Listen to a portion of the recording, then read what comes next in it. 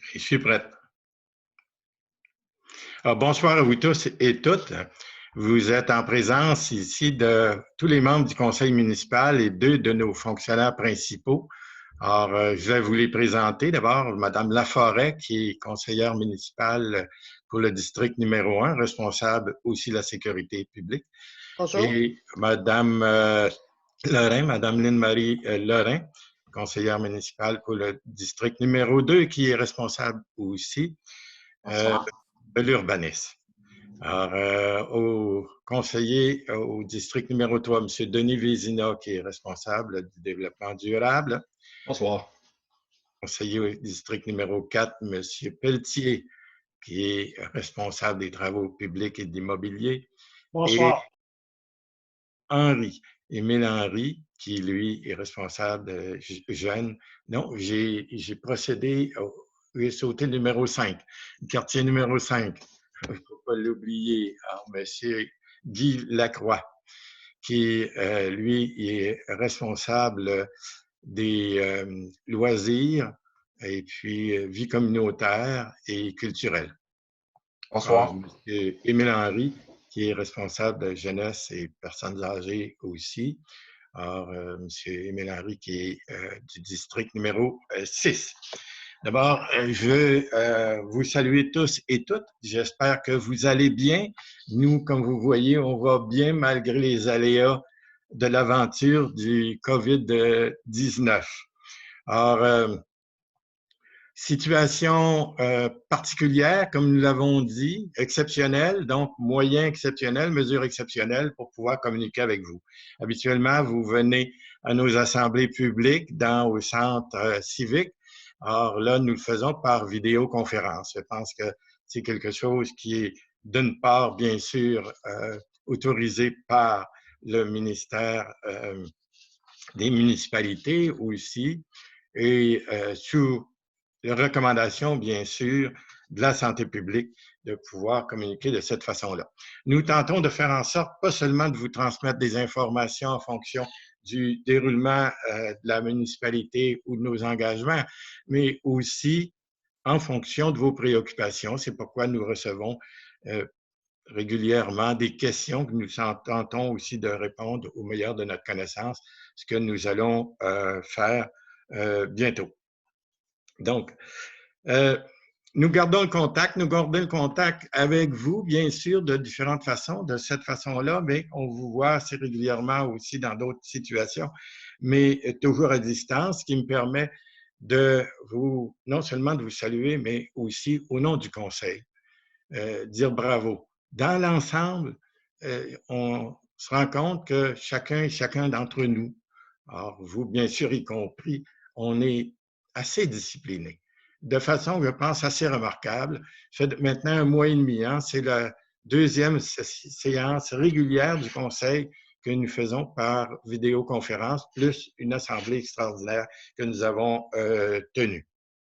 Donc, alors, c'est de cette façon-là que nous allons ouvrir la présente séance, bien sûr, comme nous le faisons habituellement. Lorsque vous êtes en public, c'est donc dire au centre civique, nous prenons une petite pause. Habituellement, c'est une petite pause d'une minute. Nous allons prendre 15 secondes avant de commencer la réunion, juste pour se prédisposer. Vous allez dire, pour les personnes qui, c'est la première fois qu'ils nous voient, qu'est-ce que c'est cette chose-là? Bien sûr que nous, on vient de terminer déjà une rencontre, je pense, de 2 heures, de plus de 2 heures de travail avant la présente séance ici. Donc, c'est pour nous prédisposer à nos travaux pour l'ordre du jour que nous allons vous proposer dans 15 secondes. Alors, je demande à mes collègues, effectivement, et si vous avez l'occasion, faites-le chez vous aussi. Prendre une petite pause et pour qu'on entreprenne notre assemblée mensuelle.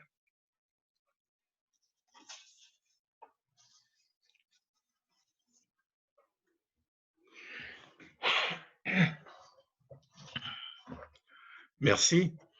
Alors, il sera dans l'ordre d'abord pour la première proposition, ce que nous faisons toujours pour les personnes qui, bien sûr, toujours qui se joignent à nous. Donc, c'est d'avoir un proposeur et un appuyeur pour adopter l'ordre du jour. L'ordre du jour qui a subi des modifications. Donc, on a bien sûr un retrait. C'est pour les personnes qui ont consulté déjà l'ordre du jour. Vous allez voir que le point 19, en ce qui concerne l'adjudication de contrat, l'éclairage de l'avenue Mont-Bruno, s'est retiré pour cette séance ici. Et par ailleurs, nous allons ajouter 2 autres points à l'ordre du jour dans les affaires nouvelles. Donc, l'embauche d'un archiviste et aussi l'émission d'obligations qui vous seront présentées lorsqu'on arrivera à ces 2 points-là de l'ordre du jour. Donc, il s'agira d'avoir un proposeur et un appuyeur. Donc, proposé par Mme Lorrain, appuyé par Mme Laforêt d'adopter l'ordre du jour tel que présenté. Alors, le deuxième point, c'est de façon maintenant réglementaire, je dirais. Nous répondons aussi aux questions, ce qu'on appelle la parole aux Grands Basilloises et Grands Basillois. Donc, nous avons 2 séquences de questions et de réponses. Des réponses complémentaires pour la séance que nous avons tenue le 6 avril dernier. Donc, et monsieur, c'est une question de monsieur Lapierre, je crois, qui demandait quel est le montant autorisé en ce qui concerne là, la marge de crédit de la municipalité avant que nous dégagions une marge supplémentaire. Alors, souvenons-nous que la dernière séance, nous avons dégagé une marge jusqu'à 5 800 000. Ceci pour nous permettre de rencontrer nos obligations en période de COVID. Donc, pour répondre à M. Lapierre, le montant qui était autorisé était 3 millions. Donc, nous amenons ce montant-là à 5,8 millions pour la période du COVID pour nous permettre d'avoir des liquidités, d'accès à de l'argent pour pouvoir rencontrer les obligations d'urgence. Alors, une question, toujours le même intervenant qui nous dit combien de rues qui sont prévues en ce qui concerne les soins palliatifs qu'on appelle les soins correctifs qu'on appelle, combien de rues qui sont prévues en 2020. Alors, M. Pelletier, qui est responsable des travaux publics, va nous donner la réponse à cet égard. Oui, alors effectivement, on appelle ça un pavage palliatif, dans le sens qu'on ne refait pas la rue en profondeur. Alors, les rues concernées en 2020 sont les suivantes, c'est Bresse, Duprat. Duprat, c'est la portion qui a un fossé, parce qu'il y a un bout où il n'y a pas de fossé. La portion, il y a un fossé sur Duprat. Latour, Lucier et Taillon-Ouest. Alors, la question de M. Lapierre disait, est-ce que la séquence ou l'ordre de la priorité, c'est en fonction des plaintes reçues? La réponse est non. Alors, je vais vous lire peut-être le petit rapport, court rapport des services techniques, là. Alors, le choix des rues. Seules les rues dont les réfections est prévues après 2030 sont susceptibles de faire l'objet d'un pavage palliatif. La séquence est basée autant que possible sur l'ordonnancement des projets de réfection qui sont prévus dans notre programme d'investissement. Alors, à chaque année, il y a des discussions avec les équipes d'entretien et l'ordonnancement des rues est revu en fonction de l'état de la chaussée et des infrastructures souterraines. Alors, les plaintes entrent pas en ligne de compte.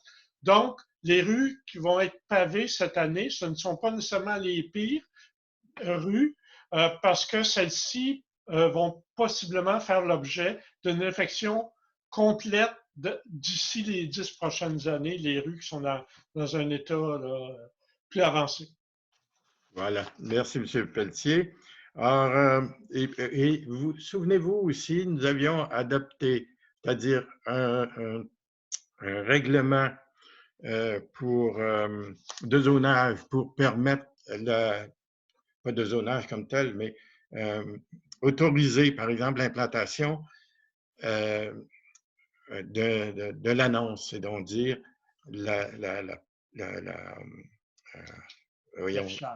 l'affichage. Hein? Des fois, vous voyez, hein, on vient à un moment donné qu'on a tellement que...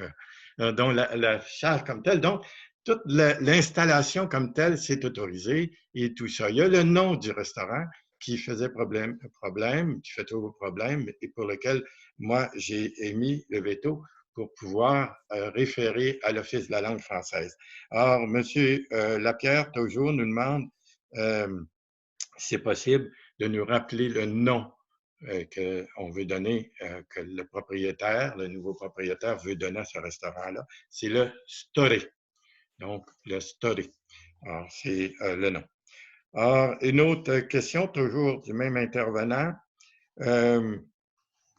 Combien on a l'entente qu'on a fait avec le propriétaire pour pouvoir faire un échange de l'eau et en compensation aussi pour la municipalité en ce qui concerne cette entente-là sur la rue Marsan.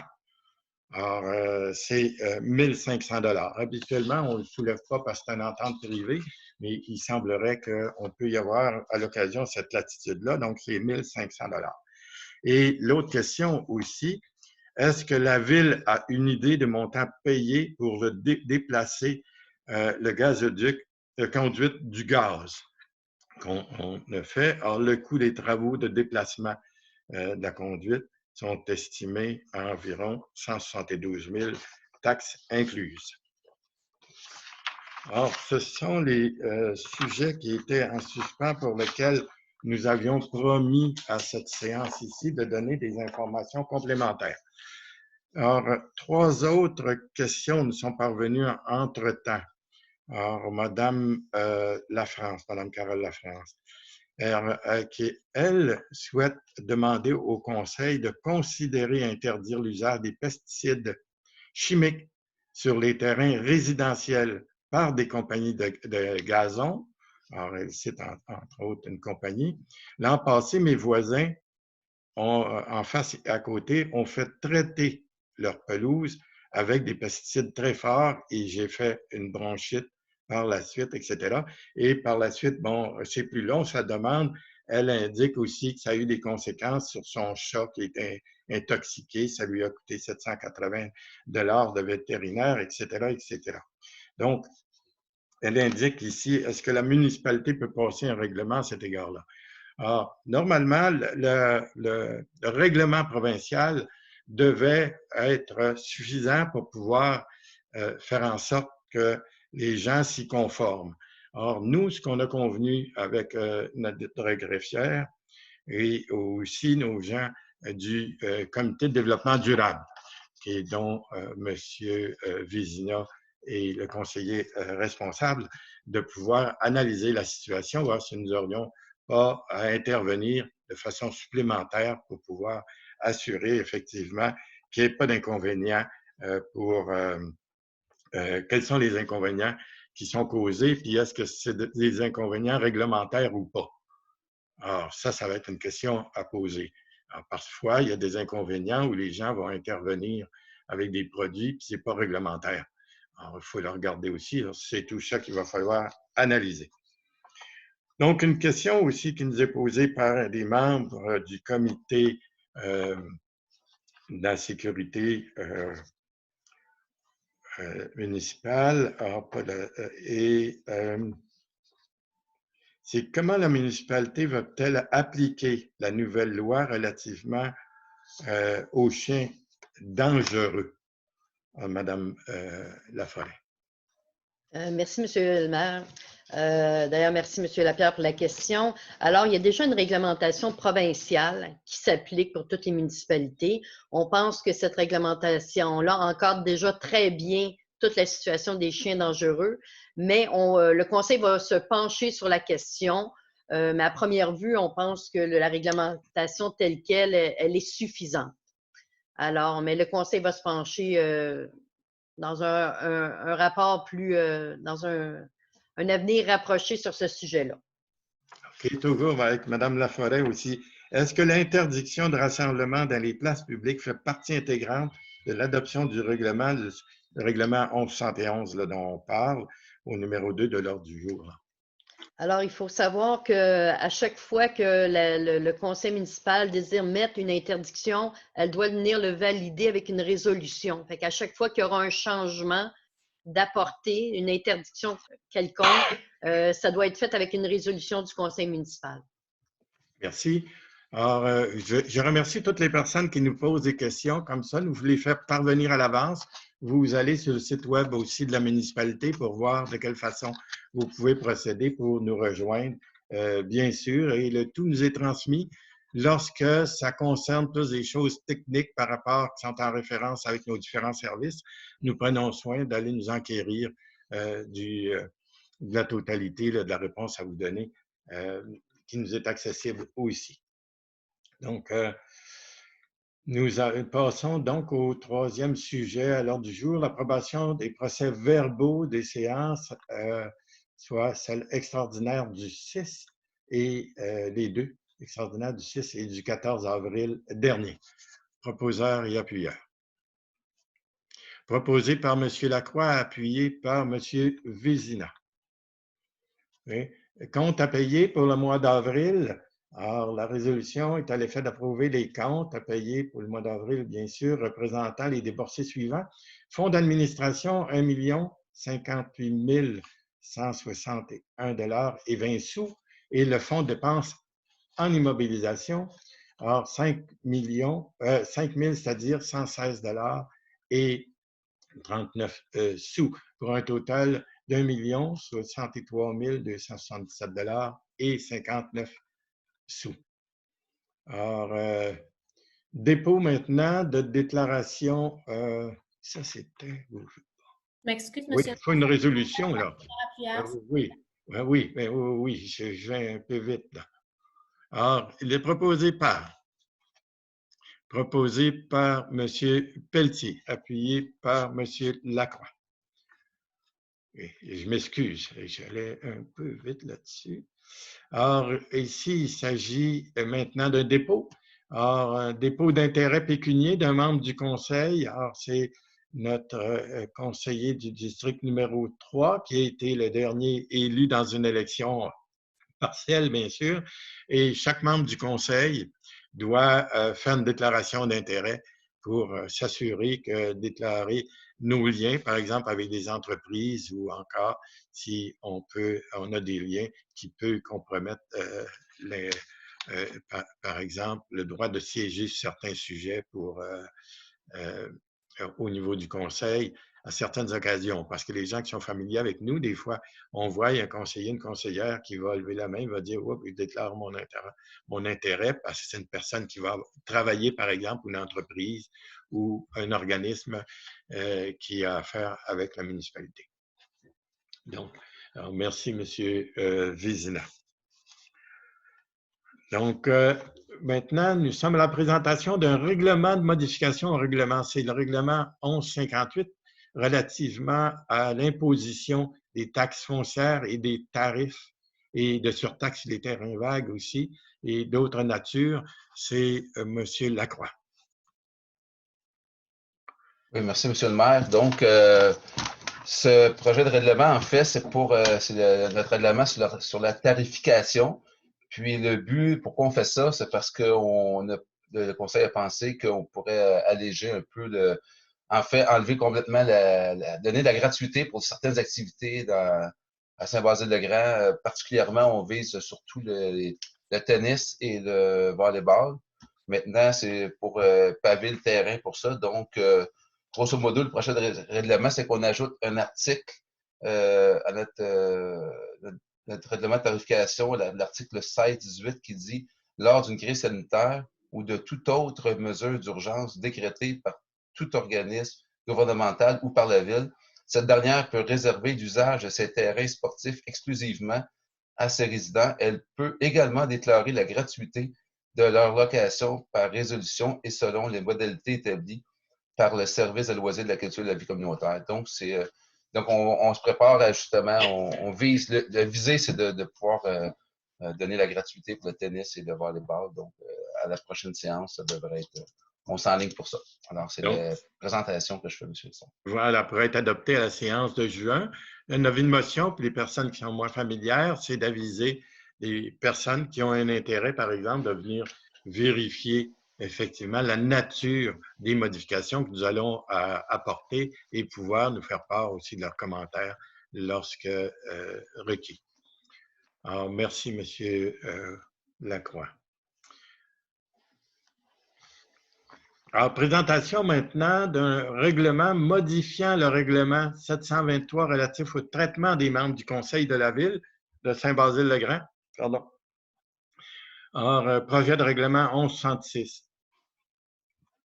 Donc, avis de motion pour présenter ce règlement-là. Je vais expliquer la nature du règlement. C'est un règlement que nous avions déjà, c'est-à-dire un projet que nous avions, sur lequel nous avions déjà débattu l'automne dernier et pour lequel vous allez retrouver, par exemple, dans le budget qui a été adopté à l'hiver passé, les provisions pour pouvoir rencontrer cette obligation-là. Or, il y a deux phénomènes qui se sont passés en ce qui concerne la rémunération, les rémunérations des membres du Conseil. D'abord, vous vous souviendrez que le gouvernement canadien a modifié, par exemple, les règles en ce qui concerne l'imposition sur les barèmes ou encore le montant d'argent qui est consacré pour chacun des membres du Conseil pour les activités, c'est donc dire les déplacements, toutes les dépenses que ça peut encourir d'être membre du Conseil, les inconvénients, si on veut, etc. Ce montant-là, habituel, jadis, n'avait jamais été imposé. Au Québec, d'ailleurs, c'est toujours pas imposé. Alors, c'est un règlement qui est une loi qui est en application depuis janvier 2019. Au cours de l'année 2019, la plupart des villes, les municipalités que je connaisse, ont régularisé la situation pour pouvoir compenser les membres de leur conseil pour qu'il n'y ait pas une perte là-dessus parce que ça venait effectivement hypothéquer la rémunération comme telle. Alors, ces municipalités-là ont agi. Le conseil municipal avait décidé, lui, durant l'année, de voir comment ça se passait et d'adresser la situation et corriger ça pour janvier 2020. Cette partie-là. Ce qui n'a pas été fait à cause d'un certain nombre de circonstances, c'est donc dire qu'il faut régulariser cette partie-là pour faire en sorte de compenser la partie qui a été dégrevée par le montant d'impôt applicable sur les barèmes ou les frais occasionnés par les personnes conseillères. Ceci étant, il y a un deuxième volet. Je vous parlais d'un deuxième volet. Or, depuis 2010, le conseil municipal avait décidé de ne pas indexer la rémunération des personnes conseillères. Tous les membres du conseil, en fait, y compris le maire. C'est un choix antérieur, c'est un choix aussi qu'on respecte, mais ce qui a fait qu'au cours des ans, bien sûr, la rémunération des personnes conseillères a dévolu, si on veut, a perdu de sa valeur comparativement à tout ce qui se fait dans le milieu municipal où il y a une indexation et puis il y a l'augmentation de la rémunération en fonction de l'augmentation du coût de la vie. Donc, pour pouvoir faire cette mise à niveau-là ou compenser en partie pour cette perte au cours des années et venir à peu près au centre de la rémunération de ce qui se fait ailleurs, tant pour le maire et conseiller municipal, nous avons regardé, puis vous avez probablement pris connaissance aussi de ça. Je suis un peu long parce que je sais que c'est des choses sur lesquelles les gens sont sensibles. Donc, on a vu chez le Journal de Montréal, je pense qu'il a fait toute une édition sur la rémunération d'ensemble des personnes, des élus au Québec, et on s'est retrouvé, on considérait qu'effectivement, à Saint-Basile-le-Grand, veut dire, il y avait un ajustement à faire. Alors, cet ajustement-là est de l'ordre pour chaque membre du conseil municipal et du maire de 100 $ par semaine. Donc, et ça ne rejoint pas, bien sûr, le niveau médian, je dirais, mais ça tient compte des circonstances. La première partie, en ce qui concerne la correction qui est faite, en ce qui concerne la part première, là, d'imposition sur les sommes qui sont attribuables aux dépenses, ça, c'est applicable à compter du mois de janvier. Alors, cette année, donc, on aurait pu, et les autres municipalités qu'on connaît, ils ont fait agir ça au 1er janvier 2019. Ce n'est pas notre choix, c'est 2020. L'autre partie pour l'augmentation de 100 $, c'est qu'on a convenu, tous les membres du conseil, qu'elle ne serait pas appliquée à partir de la date du début du COVID, c'est donc dire de la mise sur pause, où tout le monde, en fait, écope un peu jusqu'au mois d'octobre. Au mois d'octobre, on reconsidérera la situation, mais jusqu'au mois d'octobre, le conseil a décidé de ne pas recevoir ce montant-là, le laisser dans le budget de la municipalité. Donc, voilà, c'est le sens de l'avis de motion. J'ai un petit peu long, j'ai fait intentionnellement pour mieux écrire parce que c'est quelque chose sur lequel les gens sont très sensibles. Et lorsqu'on passera la réglementation, on modifiera le règlement en juin, bien sûr. Je referai une présentation et sûrement sur la base des questions qui nous seront parvenues entre-temps. Donc, il serait dans l'ordre d'avoir quelqu'un pour déposer l'avis de motion. Le maire ne peut pas. Déposer, Monsieur le maire. Déposer, Mme Laforêt. Dépose l'avis de motion. Alors, une résolution maintenant pour l'adoption du règlement 1162 autorisant une dépense et un emprunt d'1 125 000. Ça, c'est pour l'exécution des divers travaux d'aménagement dans le parc Pont-de-Pruche et Boulay et Montpellier. Monsieur Pelletier. Oui, merci. Merci, Monsieur le maire. Nous avions déjà présenté l'avis de motion et expliqué le règlement d'emprunt à la précédente rencontre.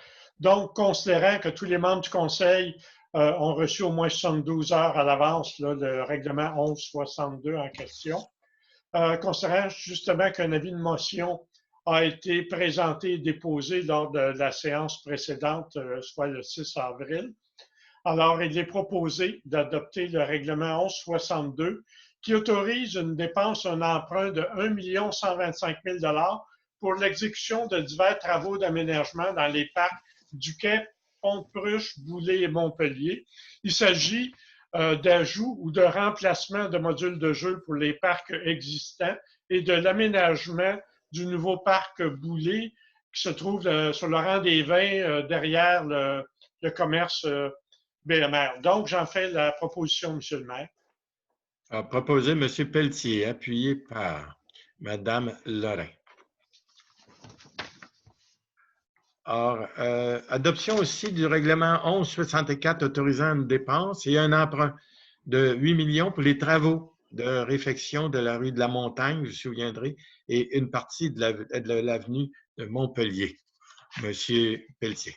Oui, alors, oui, c'est encore le même cas, dans le sens qu'on avait déjà présenté l'avis de motion, on avait expliqué le contenu du règlement en question. Et je vous rappelle que lorsqu'on parle de réfection de la rue de la Montagne, c'est la rue de la Montagne au complet, partie de la rue Montpellier, c'est une distance d'à peu près 100 mètres seulement.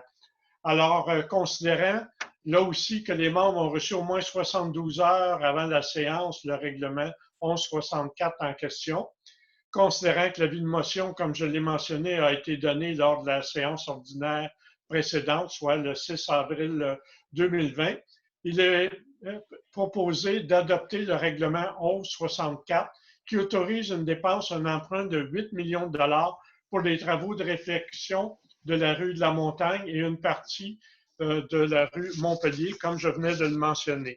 Je rappelle que ce sont des travaux qui sont prévus débuter en 2021 et que les citoyens concernés vont être rencontrés lorsque les plans plus détaillés vont être prêts, sans doute à l'automne. Alors, donc, je fais la proposition. M. Pelletier propose, appuyé par Mme Lorrain. Alors, Madame Lorrain, c'est aussi l'adoption du règlement résiduel, vous savez, le numéro U220-25-1 qui modifie diverses dispositions du règlement de zonage là, du U220. Madame Lorrain. Oui, merci, Monsieur le maire. Alors, on utilise le terme résiduel parce qu'on a retiré une disposition, en fait, toutes les dispositions concernant la rue Marcoux, donc la zone, toutes les dispositions concernant les zones 212 et 213H. Alors, je vais vous lire les considérants et vous allez voir un peu le récapitulatif de ce qui s'est passé dans ce règlement. Alors, considérant qu'avis de motion a été donné et que le Conseil a adopté le projet de règlement U220-25 à la séance ordinaire tenue le 4 novembre 2019, considérant qu'une assemblée publique de consultation a été tenue le 2 décembre 2019 et que le Conseil a adopté le 20 janvier 2020, le second projet de règlement U220-25 avec modification, c'est-à-dire en retirant les dispositions relatives au logement accessoire, considérant l'adoption du deuxième projet de règlement le 20 janvier 2020, considérant la réception d'un nombre suffisant de demandes valides de participation à un référendum concernant les dispositions prévues aux articles 4 et 8 du projet de règlement U220-25 relatif aux zones 212 et 213, donc tout ce qui concerne la rue Marcoux. Considérant que le Conseil a décidé de retirer ces dispositions du règlement, qu'aucune demande d'approbation référendaire n'a été reçue concernant les autres dispositions du règlement, dispositions qui étaient susceptibles d'approbation référendaire, considérant qu'il y a lieu d'adopter un règlement résiduel afin de poursuivre l'adoption des dispositions qui ne font l'objet d'aucune demande ou qui ne sont pas susceptibles d'approbation référendaire. Et je vous rappellerai qu'il y a 4 dispositions plus spécifiques. Donc, la possibilité d'avoir une deuxième enseigne ou une troisième enseigne sur des édifices commerciaux à grande surface, la possibilité d'avoir des remises en cours arrière dans des projets, dans certains projets intégrés dans 2 zones, la zone 206 qui est sur boulevard du Millénaire et la zone 113 qui est sur des Trinitaires et Montpellier. Il y avait aussi l'agrandissement de la zone 111 à même la zone 124. Il s'agit de la portion située entre Roland-Chagnon et du côté sud de Roland-Chagnon sur Trinitaire et l'ajout de dispositions relatives à certains équipements municipaux publics et en surface et je dirais de services publics de transport d'énergie. Alors, en quoi je propose d'adopter le règlement résiduel U220-25-1 modifiant diverses dispositions du règlement de zonage U220. J'en fais la proposition. Proposé Mme Lorrain, appuyé par M. Lacroix. Alors, règlement aussi 1127-1 qui décrète une dépense et un emprunt d'1 250 000 pour des travaux de scarification au boulevard du Millénaire et pour l'aménagement aussi du lien cyclable. Alors, M. Pelletier. Oui, merci, Monsieur le maire. En fait, le règlement 1127-1 a déjà été présenté et adopté précédemment. Il s'agit ici d'une procédure là, qui concerne son entrée en vigueur. Alors, considérant l'arrêté 2020-008 de la ministre de la Santé et des Services sociaux qui a suspendu toute procédure référendaire pendant l'état d'urgence sanitaire, sauf lorsqu'elle se rattache à un acte désigné comme prioritaire par un vote à la majorité des 2/3 des voix des membres du Conseil. Considérant que cet arrêté prévoit que la procédure référendaire d'un acte désigné prioritaire est remplacé par une consultation écrite annoncée 15 jours au préalable par un avis public, et tout acte pris à la suite d'une telle procédure de remplacement n'est pas soumis à l'approbation des personnes habiles à voter.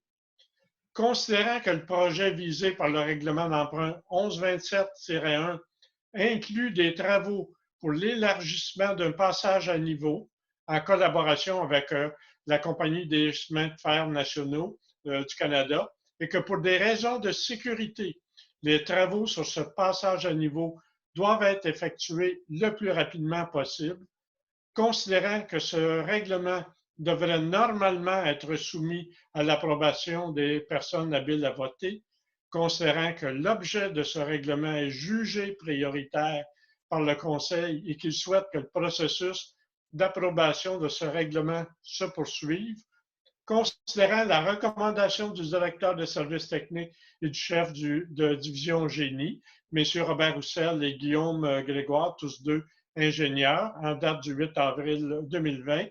Alors, il est proposé de désigner le règlement d'emprunt 1127-1 comme prioritaire, de remplacer la procédure référendaire par une consultation écrite et de transmettre la présente résolution au ministre des Affaires municipales et de l'Habitation. C'est la proposition. Vous en faites la proposition, M. Pelletier. Oui, M. Pelletier propose, appuyé Mme Laforêt.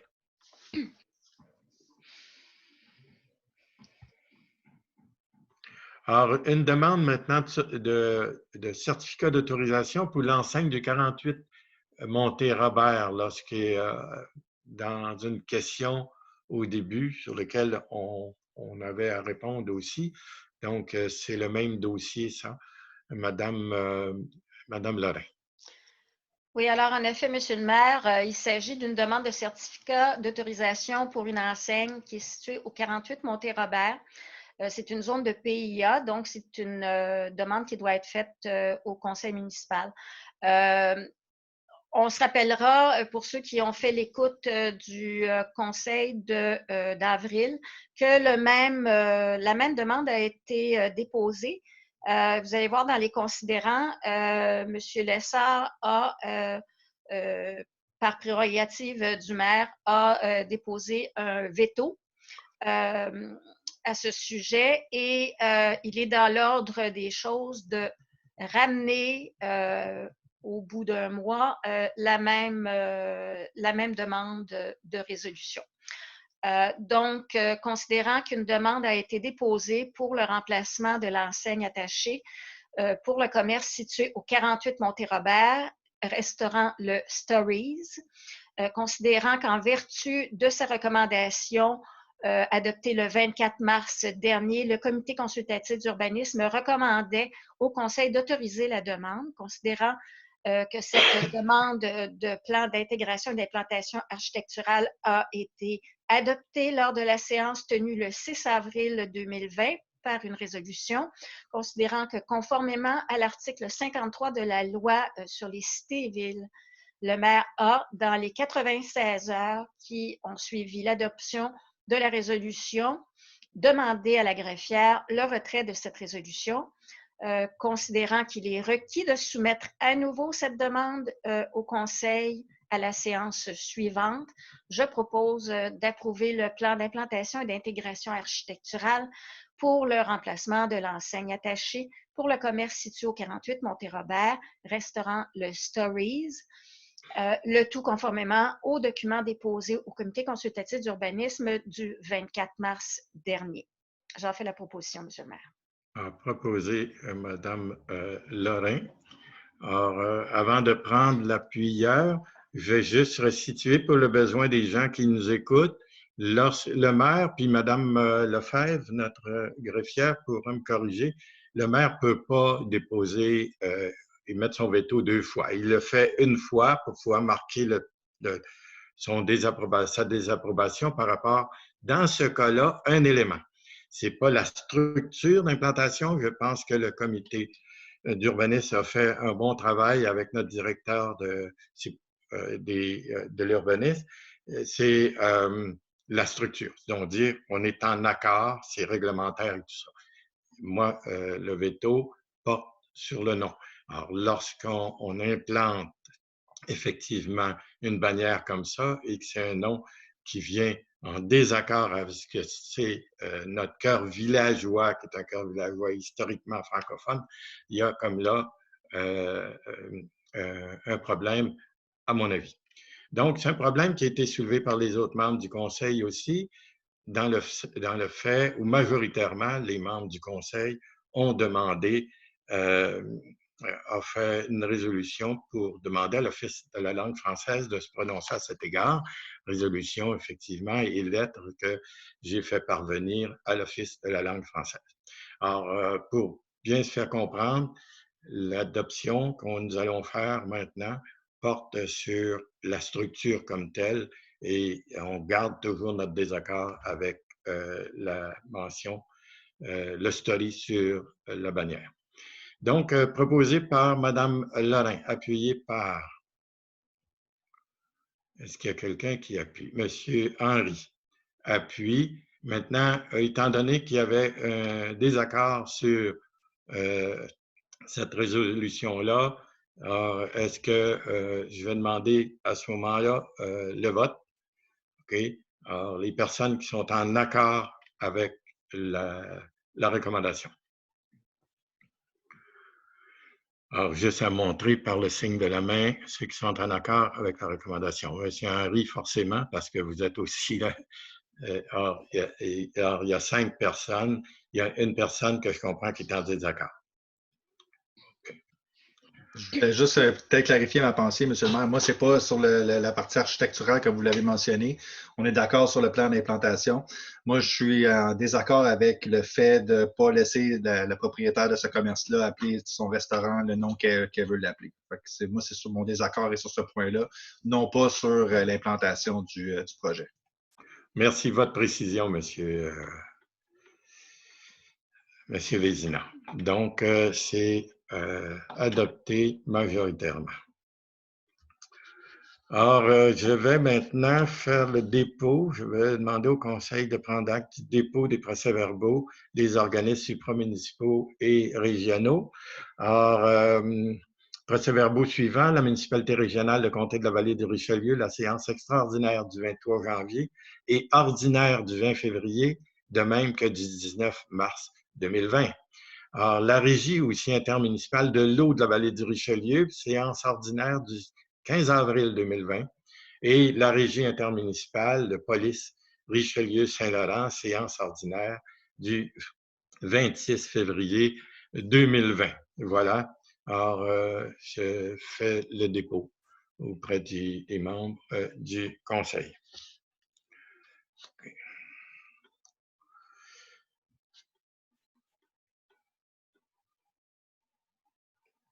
Alors, modification maintenant de l'organigramme de la municipalité pour la création d'une direction distincte en regard des services des travaux publics. Madame Lorrain. Merci, Monsieur le maire. Alors, vous vous souviendrez que lors de la séance tenue le 2 décembre 2019, le Conseil accordait le mandat au carrefour du capital humain afin de procéder à un diagnostic organisationnel de la ville. Et au même moment, le titulaire du poste de directeur des travaux publics quittait ses fonctions. Donc, on en a profité pour demander au carrefour du capital humain de se pencher davantage sur l'organigramme.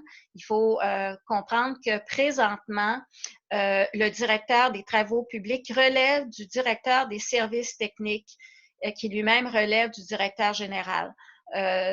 C'était un peu anachronique, alors on a demandé une recommandation du carrefour du capital humain et ceux-ci nous recommandent de revoir l'organigramme des services techniques afin de créer une direction proprement dite, une direction distincte pour les travaux publics.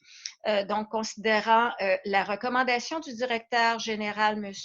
Jean-Marie Beaupré, il est proposé ici de modifier l'organigramme des services techniques afin de retirer le volet travaux publics, de modifier le titre service technique par service du génie, de renommer le poste directeur des services techniques par directeur du service du génie, de créer un nouveau service nommé service des travaux publics, de transférer le technicien en génie civil responsable de l'entretien ménager et de la gestion des matières résiduelles, ainsi qu'un agent administratif sous la direction du service des travaux publics, d'adopter les nouvelles versions des organigrammes comme proposé, de modifier le recueil des conditions de travail des employés cadres.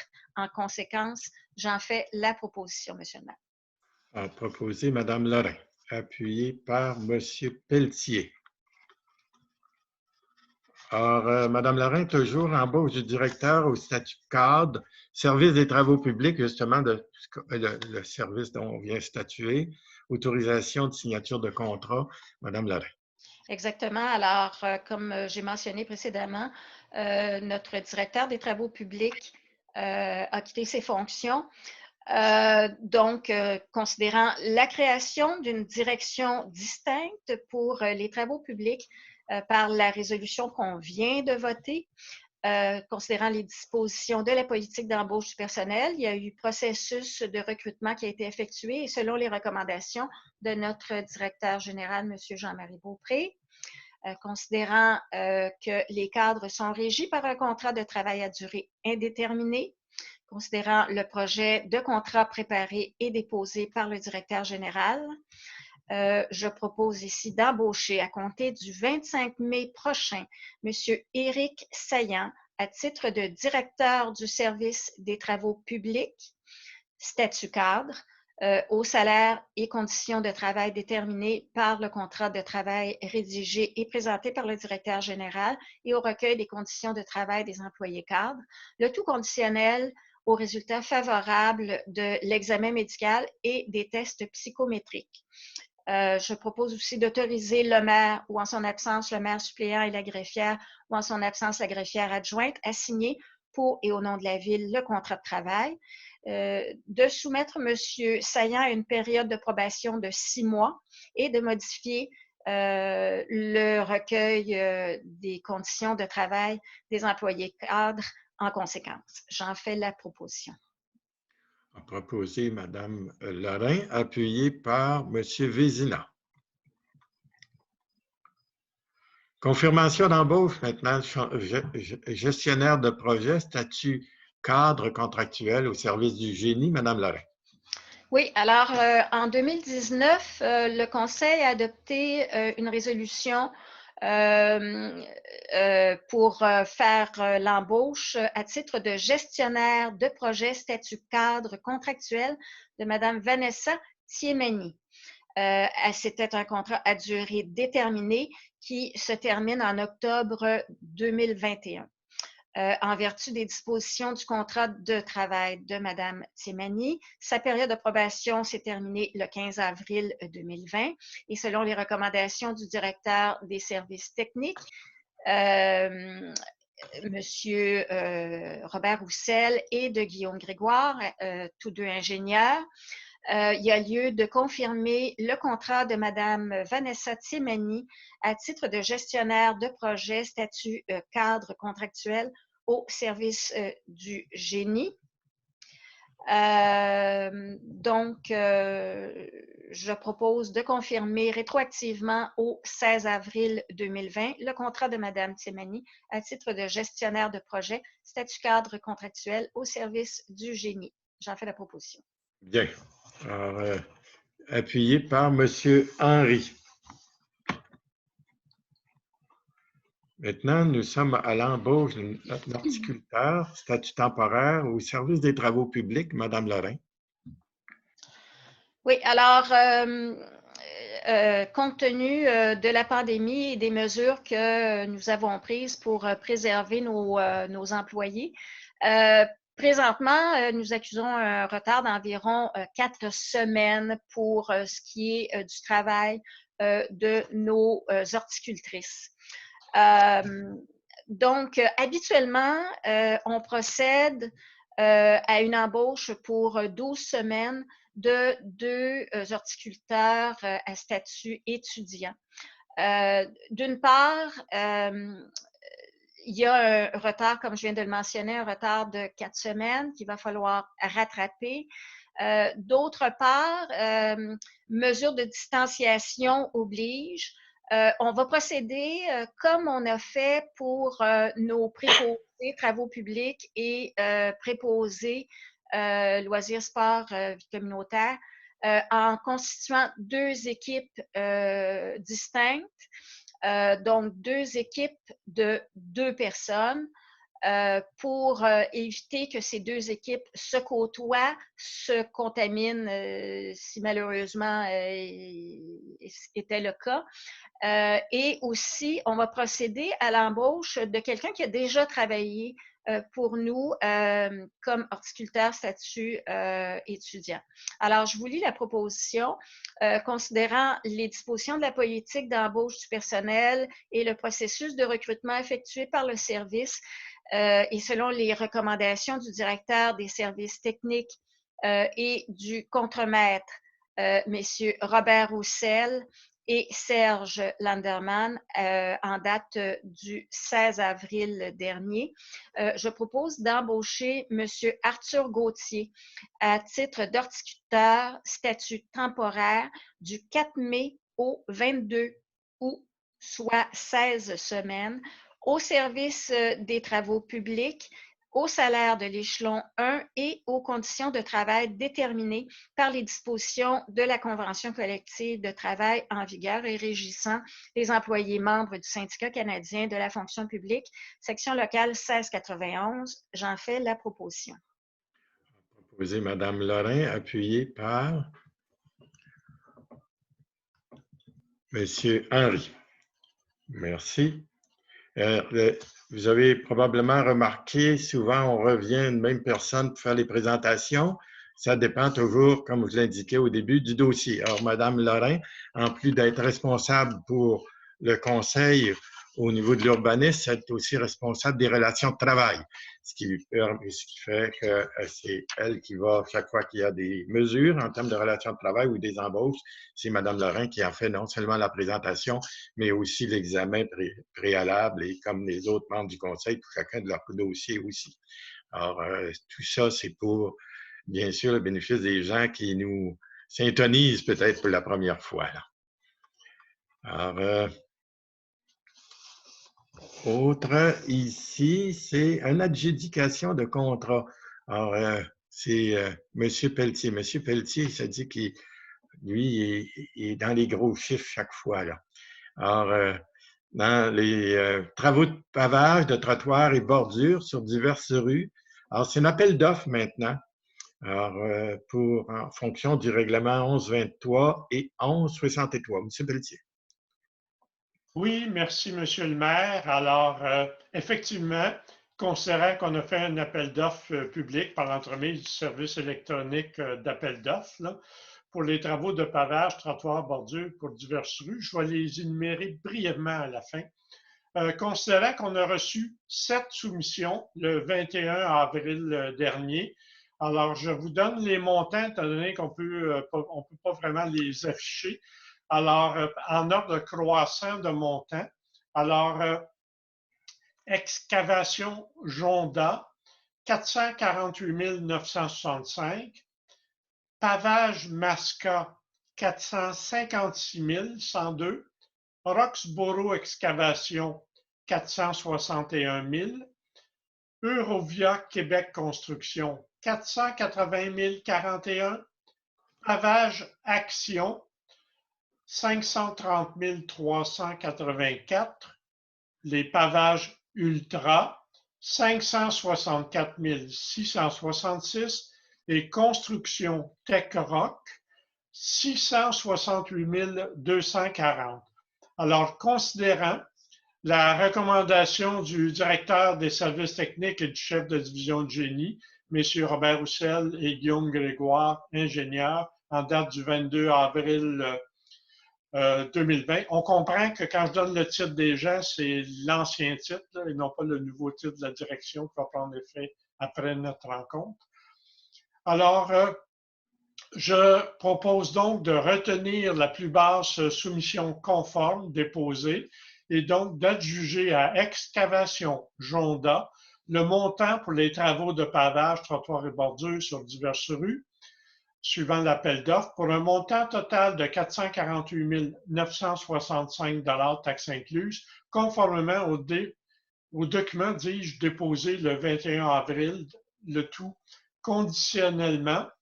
Alors, il y a deux conditions. C'est l'approbation par le ministère des Affaires municipales et de l'Habitation du règlement 1163 qui autorise les dépenses d'emprunt de 750 000 pour les travaux de pavage palliatif. J'en ai parlé lors de la période des questions qui a précédé la rencontre. 750 000, ce sont des travaux sur une période de 3 ans. Alors, c'est environ 250 000 par année. Pour les rues Brest, Duprat, Latour, Lucier et Taillon Ouest, ce que j'ai mentionné également au début. Et c'est conditionnement à la signature de l'acte de servitude pour la construction, le maintien et l'entretien d'un trottoir pour les travaux qui vont avoir lieu sur la rue Prévert. Les fonds relatifs aux travaux à réaliser sur la rue Prévert sont disponibles au règlement 1123. Et pour ce qui est des travaux de réparation de trottoirs et bordures de pavage sur les rues Jasmin et Principale, comme c'est assumé par le promoteur, il n'y aura pas de règlement d'emprunt pour ça. Donc, je rappelle, il s'agit ici d'une couche d'usure et de trottoir pour la rue Prévert, d'une piste cyclopédestre qui nous amène jusqu'au développement qu'il va y avoir sur la rue Boulay, un pavage palliatif pour les rues qu'on a mentionnées 2 fois plutôt qu'une, une réparation de trottoir, donc pour Jasmin Principal, assumé par le promoteur. Alors, les résultats de l'appel d'offres sont inférieurs aux estimés qu'on avait fait, ce qui est une bonne nouvelle, et une partie des travaux vont être assumés par les promoteurs, le reste par la ville. J'en fais donc la proposition, M. le maire. A proposé M. Pelletier, appuyé M. Lacroix. Alors, souvenons-nous, l'article 19, on l'avait retiré. Alors, mandat maintenant de plan d'action pour la mise en place de recommandations en regard du diagnostic organisationnel. Alors, considérant que le Conseil a mandaté le Carrefour du capital humain, c'est après nommé le CCH, là, pour procéder à un diagnostic organisationnel de la Ville lors de la séance tenue le 2 décembre 2019 par la résolution conséquente en 2019-12-363, considérant que ce diagnostic a été remis à la Ville le 31 mai 2020, considérant 31 mars, c'est-à-dire 2020, considérant que dans ce diagnostic, le Carrefour du capital humain propose plusieurs recommandations à la Ville pour optimaliser ses pratiques, considérant qu'il y a lieu d'analyser ces recommandations, leur faisabilité, ainsi que prioriser les actions à prendre, considérant que la Ville souhaite mandater ici Carrefour du capital humain afin de procéder à un plan d'action pour ce faire. Donc, il serait résolu de mandater le Carrefour du capital humain afin de procéder à la réalisation du plan d'action pour la mise en place des recommandations prévues au diagnostic organisationnel pour un montant de 7 800 $, taxes incluses, auxquels s'ajoutent les frais d'administration et de déplacement. Or, c'est une décision qui est prise conjointement, bien sûr, avec le Conseil et notre directeur général, notre administration. Ensemble, on convient qu'un recul doit être pris pour nous par rapport à l'ensemble des recommandations qui sont faites aussi. Il y a un certain nombre de constats aussi qui sont faits à l'interne ici, avoir une ressource extérieure. C'est bien sûr une ressource spécialisée, donc c'est sa profession de pouvoir venir nous soutenir à cet égard-là. Donc, il serait dans l'ordre d'avoir un proposeur et un appuyeur. Madame Lorrain propose, appuyé par M. Lacroix. Appel d'offres commun collectif de collecte et élimination des résidus domestiques dangereux, autorisation de signature, entente, et c'est M. Vézina. Oui, tout à fait. Donc, le principe, c'est de renouveler une entente là, avec nos villes sœurs. Donc, ça va comme suit. Donc, considérant que les articles 572.1 et suivant de la loi sur les cités et villes et l'article 934.1 et suivant du Code municipal du Québec permettent à une municipalité de s'unir avec une autre dans le but de conclure un contrat de service ou d'approvisionnement. Considérant que les municipalités de McMaster, Mont-Saint-Hilaire, Otterburn Park, Saint-Basile-le-Grand, Saint-Jean-Baptiste et Saint-Mathieu-de-Belleuil désirent prendre part à une demande commune de soumission publique relativement au contrat de collecte et élimination des résidus domestiques dangereux pour l'année 2021, avec une année d'option pour l'année 2022.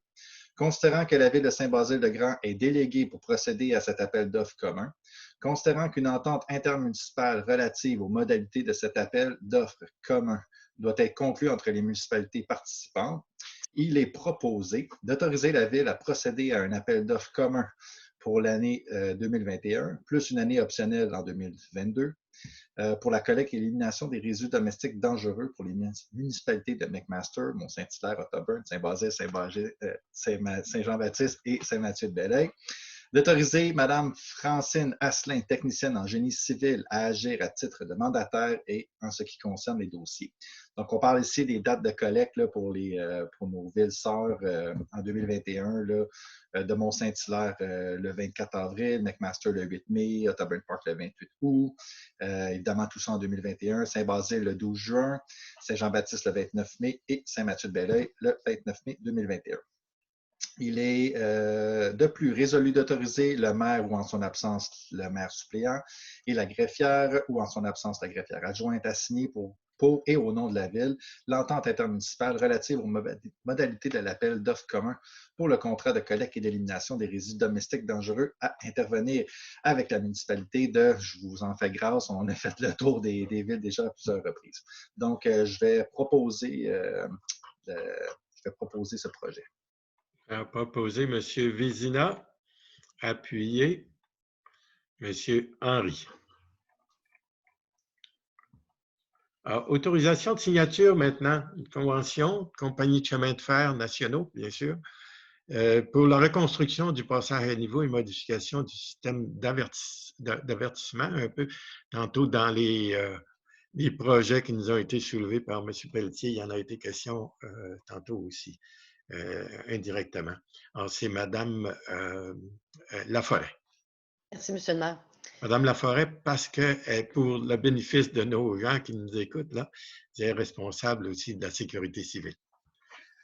Alors, merci. Alors, considérant qu'en le cadre des travaux de planage et de pavage du boulevard du Millénaire, la Ville procédera à la reconstruction et à l'élargissement du passage à niveau à l'intersection de la route 116 et du boulevard du Millénaire. Considérant qu'il y a également lieu de modifier le système d'avertissement existant en ajoutant un mât pour piétons avec barrière et une nouvelle barrière sur un mât existant. Considérant que ces travaux seront réalisés en collaboration avec la Compagnie des chemins de fer nationaux du Canada, considérant que la Ville doit s'engager à payer les frais réels de la reconstruction de cette infrastructure et de la modification du système d'avertissement selon les modalités prévues dans les conventions à intervenir avec le CN. Considérant que ces frais sont prévus au règlement d'emprunt 1127-1, considérant la recommandation du directeur des services techniques et du chef de division génie, M. Robert Roussel et Guillaume Grégoire, en date du 8 avril, il est résolu d'autoriser le chef de division génie, M. Grégoire, à signer pour et au nom de la Ville les conventions à intervenir avec la Compagnie des chemins de fer nationaux du Canada pour la reconstruction et la modification du système d'avertissement du passage à niveau du boulevard du Millénaire. J'en fais la proposition, M. le maire. Et proposé Mme Laforêt, appuyé M. Vézina. Alors, excusez. Autorisation de signature, addenda et entente intermunicipale relativement à la sécurité des incendies et prévoyant la constitution d'une règle intermunicipale Donc, une autorisation aussi de demande d'aide financière, étant donné que c'est la sécurité des incendies, Madame Laforêt. Oui, merci. Alors, considérant la constitution de la Régie intermunicipale de sécurité incendie de la vallée du Richelieu le 22 septembre 2018, considérant l'entente intermunicipale relative à la sécurité incendie et prévoyant la constitution d'une régie intermunicipale signée par les villes membres et prévoyant les modalités de la constitution de celle-ci.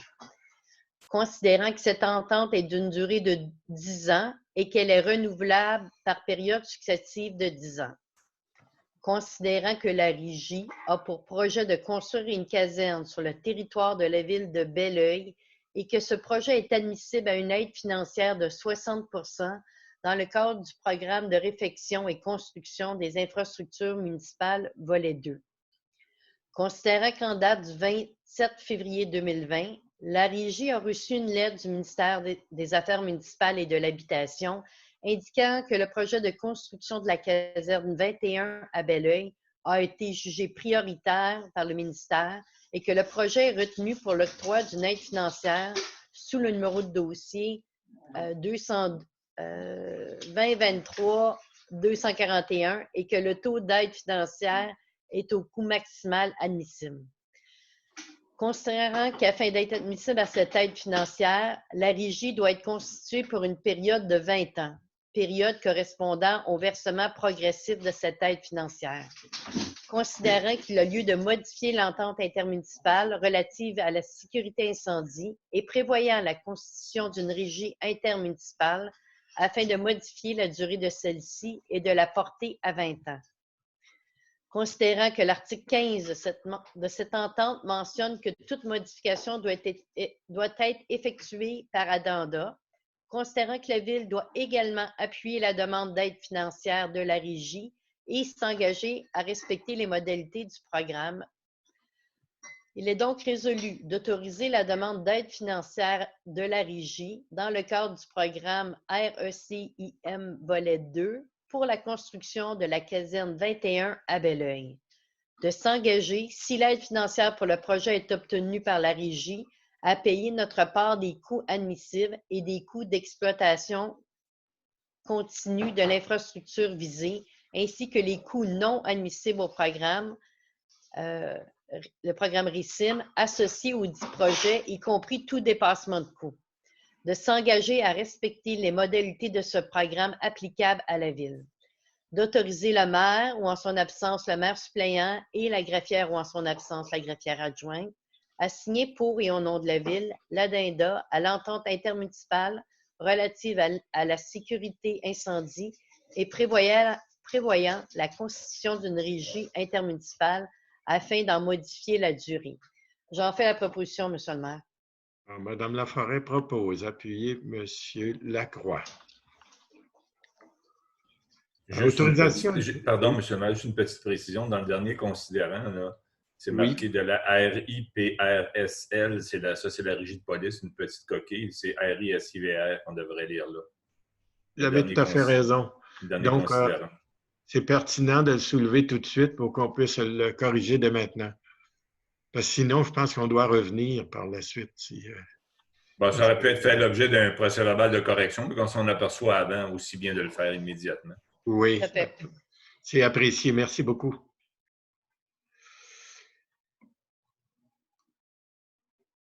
Alors, autorisation maintenant de signature d'un protocole d'entente, prolongement du réseau, cette fois-ci d'aqueduc sur la rue Trudeau. Monsieur Pelletier. Oui, merci, Monsieur le maire. Alors, considérant le fait que le promoteur, M. Louis Lacoste, veut donner une vocation commerciale à une partie de sa propriété et il va créer 2 lots à vocation résidentielle sur celle-ci. Considérant que ça implique des travaux pour le prolongement de l'aqueduc municipal de la rue principale jusqu'à la fin de la rue Trudeau, donc, ainsi que l'installation d'une borne incendie, d'une entrée de service, le profilage des fossés de la rue Trudeau, la construction d'un ponceau de 450 mm, plus grand, donc, afin de mieux drainer la rue Trudeau. et ça va passer en dessous de la rue principale, puis ça rentre jusqu'au cours d'eau de l'autre côté. La construction d'un cercle de virage au bout de la rue Trudeau et la réfection des rues principales et Trudeau, donc suite aux travaux. Considérant que la Ville va assumer les frais relatifs au remplacement d'une entrée de service qui est déjà existante, qui est située au 3 rue Trudeau, puis les frais pour l'ajout d'une bonne fontaine ainsi que ceux pour la construction du ponceau, c'est-à-dire l'élargissement du tuyau. Considérant que le promoteur va céder à la Ville le réseau d'aqueduc, la borne d'incendie, le cercle de virage et toute autre infrastructure à destination publique lorsqu'on va recevoir les travaux.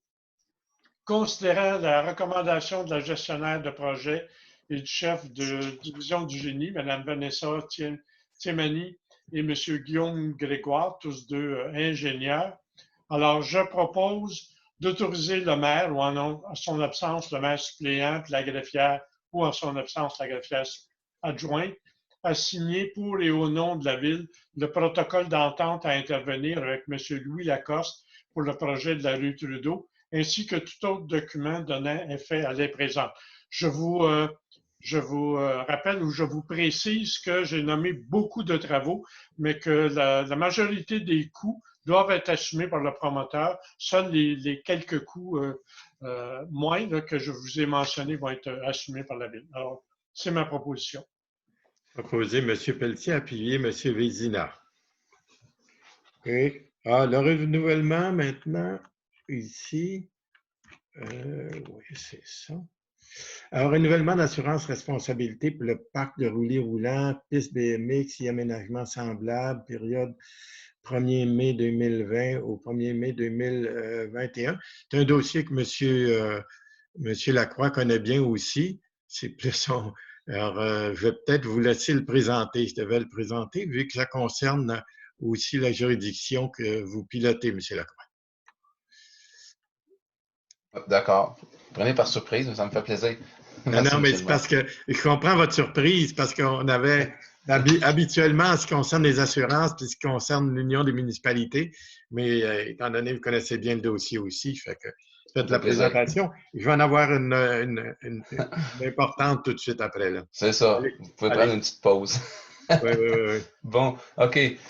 Donc, considérant que nous avons joint l'Union des municipalités du Québec pour l'achat en commun d'assurance responsabilité pour les parcs de roulés roulants, pistes de BMX qui se situent présentement au parc du Ruisseau et aménagement semblable pour une période de 5 ans lors de la séance tenue du 21 janvier 2019, considérant que le contrat de fourniture de cette assurance a été octroyé à BFL Canada Inc. par la résolution 2019-05-129, adoptée lors de la séance ordinaire tenue le 6 mai 2019. Considérant que cette police d'assurance venait à échéance le 1er mai 2020, considérant que la loi sur les cités civiles nous autorise à négocier les termes de renouvellement de gré à gré avec l'assureur, considérant que notre courtier BFL Canada Inc. nous offre de renouveler notre assurance aux mêmes conditions que celles offertes pour le terme 2019-2020. Oui, c'est bien ça. Considérant la recommandation de la greffière, Mme Marie-Christine Lefebvre, avocate, donc je propose de renouveler le contrat d'assurance responsabilité civile, responsabilité pour les parcs de roulés roulants, pistes de BMX et aménagement semblable avec BFL Canada Inc.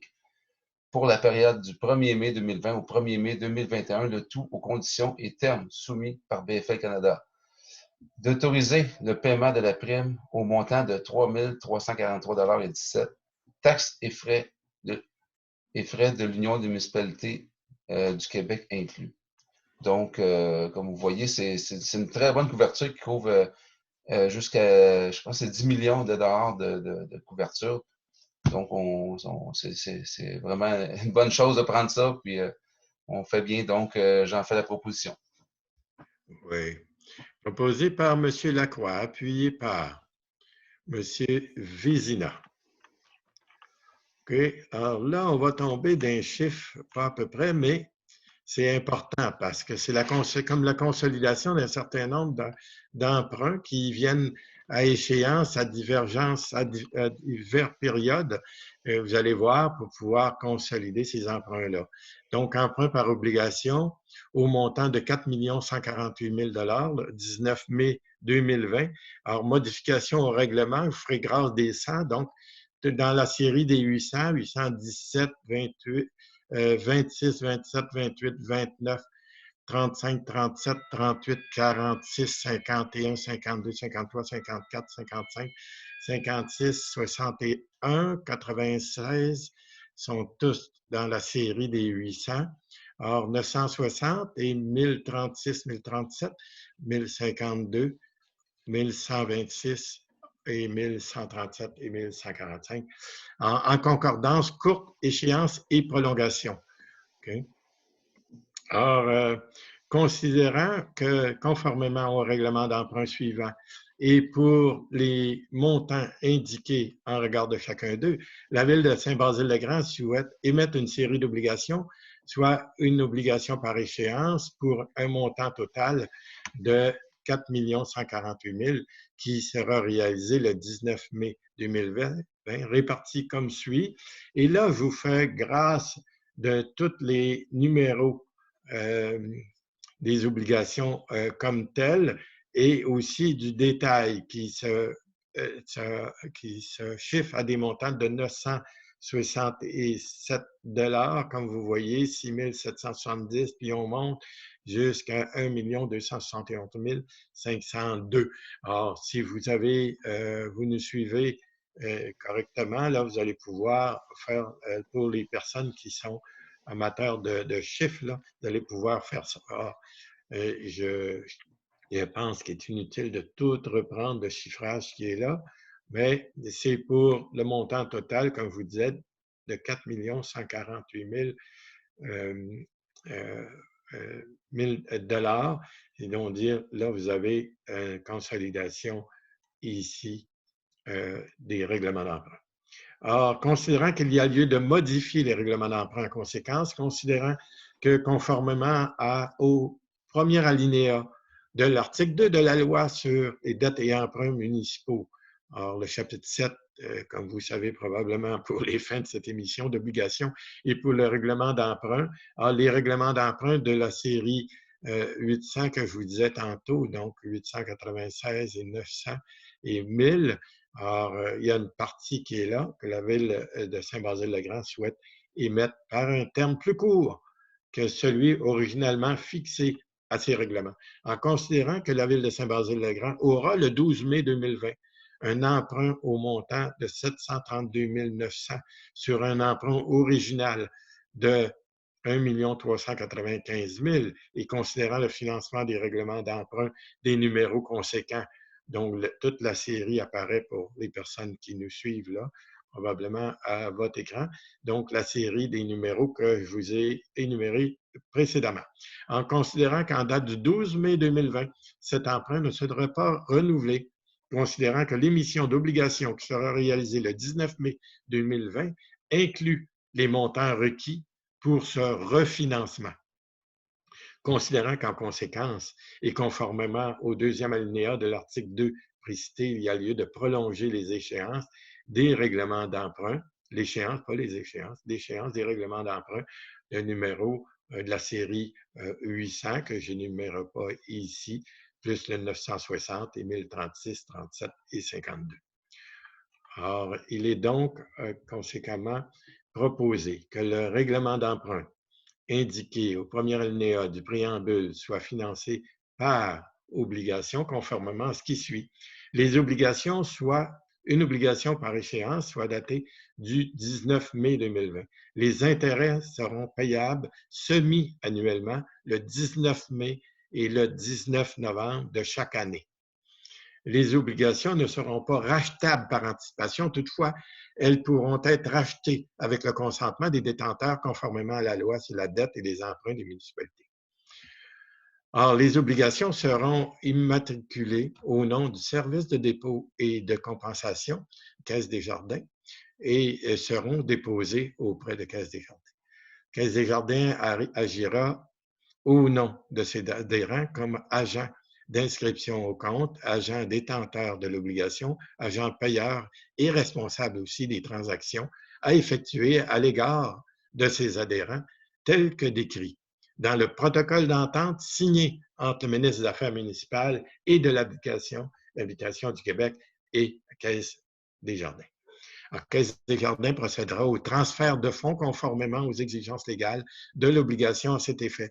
Le Conseil autorise le trésorier à signer les documents requis par le système bancaire canadien intitulé « Autorisation pour le plan de débit préautorisé destiné aux entreprises ». La Caisse des Jardins effectuera le paiement de capital et d'intérêt aux adhérents par des transferts électroniques de fonds. Et cette fin, Caisse des Jardins prélèvera directement les sommes requises dans le compte suivant. Donc, c'est le compte des Jardins là, sur la rue Montarville, Saint-Bruno. Or, dernier alinéa, avant-dernier alinéa, c'est-à-dire que les obligations soient signées par le maire et les trésoriers de la ville de Saint-Basile-le-Grand, tel que permis par la loi, et mandater Caisse des Jardins à agir en tant qu'agent financier, authentificateur, et les obligations entreront en vigueur uniquement lorsqu'elles auront été identifiées. En ce qui concerne les amortissements annuels de capital prévus pour les années 2026 et suivants, les termes prévus dans le règlement d'emprunt numéro 896 960 1036 37 et 1126 37 et 1145 qui soient plus courts que celui originalement fixé, c'est-à-dire pour un terme de 5 ans à compter du 19 mai 2020 au lieu du terme prescrit pour les dits amortissements, chaque émission séquente devant être pour le sol ou partie de sol dû sur emprunt. Que compte tenu de l'emprunt par obligation du 19 mai 2020 au terme des origines des règlements d'emprunt au numéro dont je vous fais grâce, parce qu'il y a toute la lignée ici qu'on reprend, soit prolongé de 7 jours. Or, c'est une obligation d'en faire la présentation complète, mais si parfois on a de la misère, peut-être pour le commun des mortels à suivre puis comprendre pourquoi, on doit le faire comme ça. C'est une obligation réglementaire où on doit en informer la population et en faire une présentation publique telle que nous faisons aujourd'hui. Donc, il serait dans l'ordre d'avoir un proposeur et un appuyeur pour pouvoir permettre au trésorier à la municipalité de faire ces modifications. Proposé par M. Pelletier, appuyé par Mme Laforêt.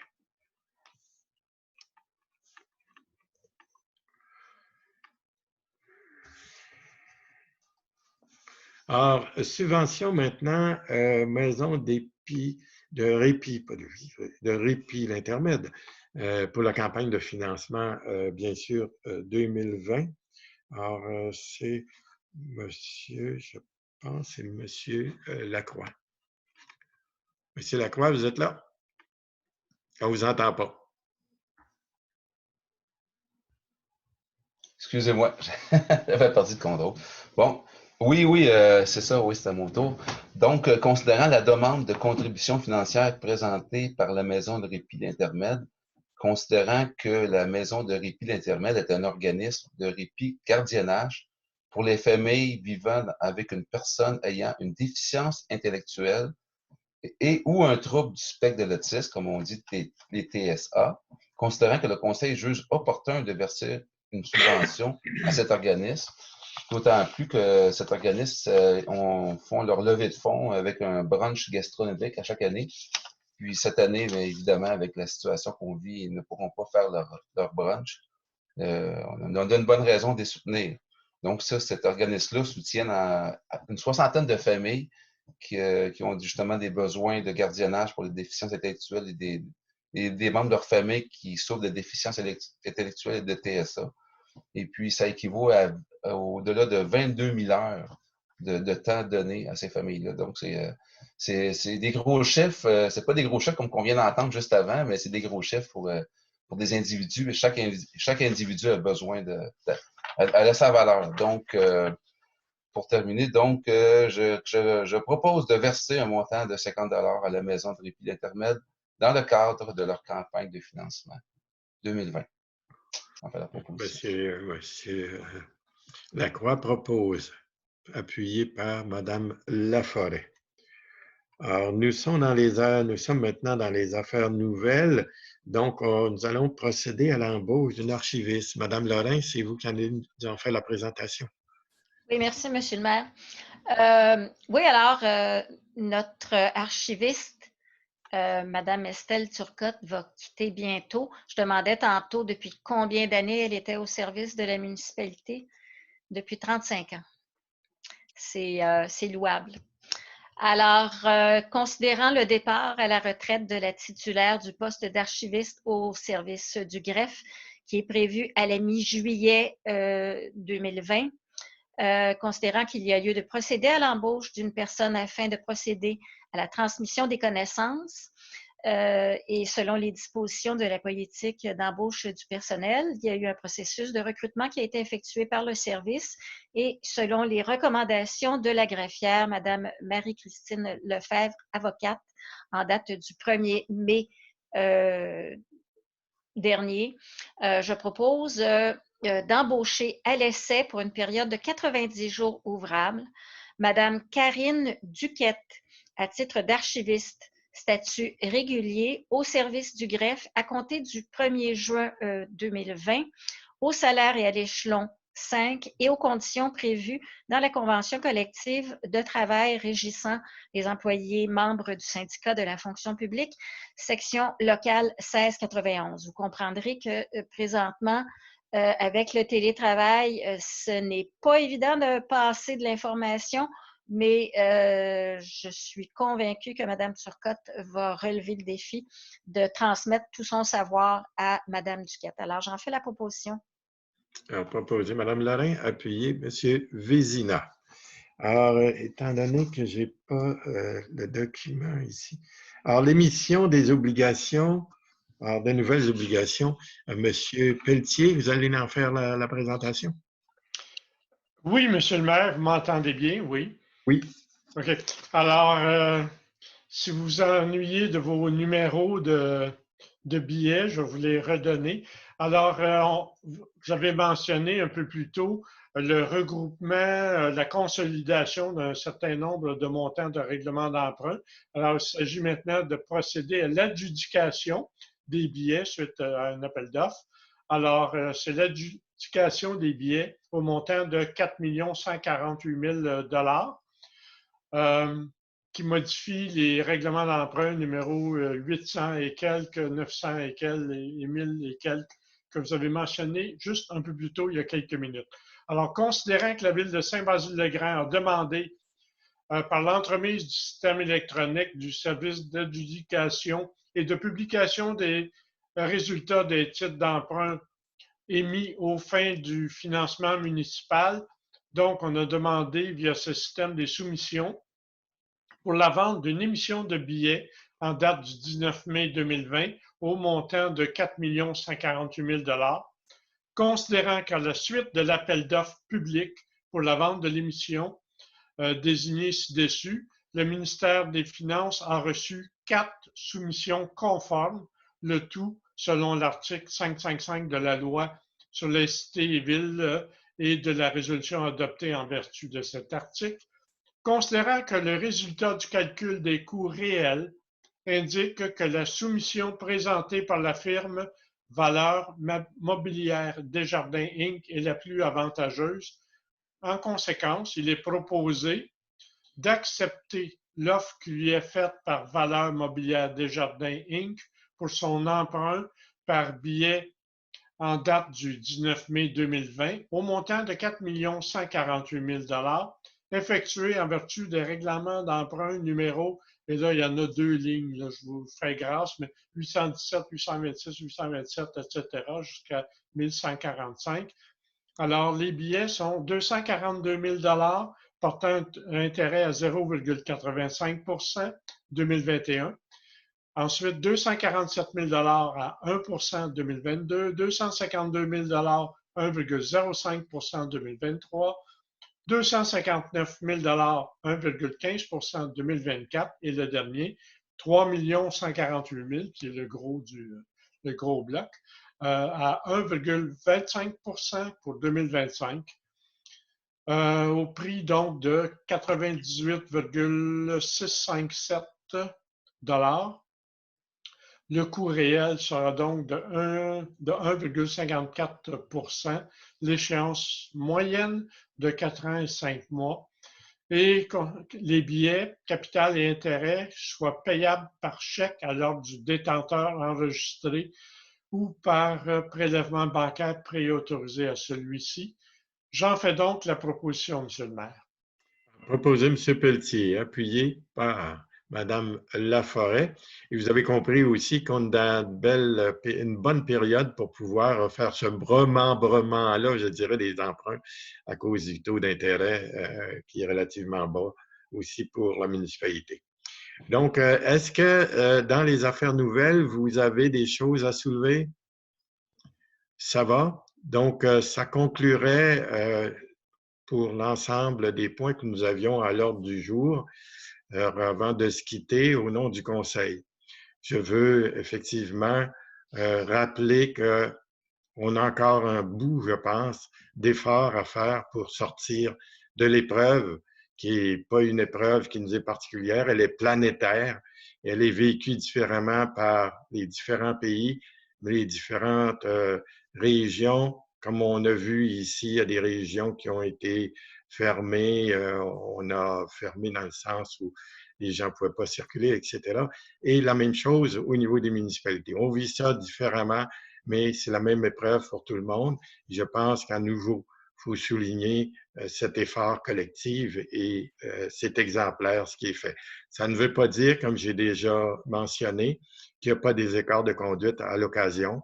Or, il faut les éviter au maximum, se rappeler à l'ordre mutuellement, je pense, de façon sympathique. Or, c'est un courage commun et n'hésitez pas. Lorsqu'il y a une difficulté quelconque au sein familial, dans votre entourage ou quoi que ce soit, il y a des ressources autour de vous. Alors, n'hésitez pas, il faut, dans des circonstances, s'isoler le moins possible. Et puis, je vais conclure en vous disant qu'on est ensemble dans l'épreuve. Bon courage et c'est ensemble qu'on va y parvenir. À bientôt. Madame Lorrain, vous faites la proposition. Donc, on va garder la tradition. Juste avant l'arrivée de l'Assemblée. On va garder la tradition. Madame Laforêt propose et Madame Lorrain appuie. M'excuse, Monsieur le maire, avant la levée de l'Assemblée, vous vouliez inviter les citoyens à poser des questions en lien avec la séance de ce soir. Oui, j'apprécie beaucoup le fait que vous me le rappeliez, effectivement. Et en fonction des sujets, effectivement, qui sont présentés au cours de cette réunion ici, vous allez en prendre connaissance en soirée. Nous, on enregistre l'après-midi, ce qui nous permet, puis qui nous permet, notre directeur général, de pouvoir mettre ça en ondes. Je dis en ondes, je ne sais pas de même, comme ça qu'on peut l'appeler. Ça lui donne un petit peu de temps pour pouvoir s'assurer que tout soit prêt pour que vous puissiez faire l'audition de cette réunion-là à compter de 7h30, 19h30, je pense. Donc, oui, allez voir sur le site web de la municipalité pour l'information et communiquez-nous aussi vos questions et vos observations. Merci beaucoup et bon courage à tout le monde. À bientôt.